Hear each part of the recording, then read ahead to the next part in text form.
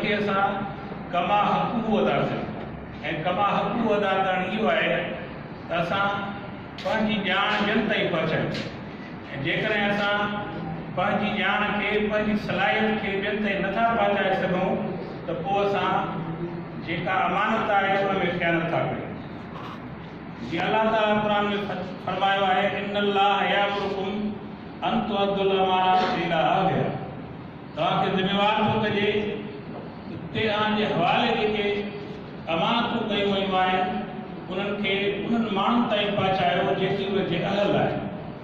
सच इहो आहे त हर क़िस्म जूं अमानतूं थींदियूं। शाइर आहे उनखे अलाह ताला ॾात ॾिनी आहे त उहा उन वटि अमानत आहे त उहो उन में सच ऐं मज़लूमनि ऐं ग़रीबनि जा दर्द जेको आहे उहो पोइ ऐं माण्हुनि ताईं पहुचाए त इहा उनजी अमानतदारी चए। पर जेकॾहिं को आलिम आहे उहो समझदार माण्हू आहे ऐं उहो जेकॾहिं पंहिंजी सम्झ खे पंहिंजे पाण ताईं पंहिंजी क़ाबिलियत खे पंहिंजो पाण ताईं रखे थो त इन जहिड़ी ॿी ख़यानत कोन्हे। ऐं उनजो पुछाणो जेकॾहिं तव्हां जेकॾहिं उन अमानतुनि खे उन ताईं नथा पहुचायो तव्हां वॾा ख़ाइन आहियो। ऐं उन्हनि जो पुछाणो दुनिया में बि थिए थो ऐं जेकी आख़िरत खे क़बूल कनि था उन्हनि खां त यकीनन थिए थो। त असां ज़िम्मेवार आहियूं त असां समाज जी ख़िदमत कयूं जेके पढ़ियल लिखियल माण्हू आहिनि। उन्हनि पढ़ियल लिखियल दोस्तनि खे टाइम तमामु थोरो आहे मुख़्तसर करे असां हिकिड़ो नंढो ॻोठलो ठाहियो आहे सिगा जो।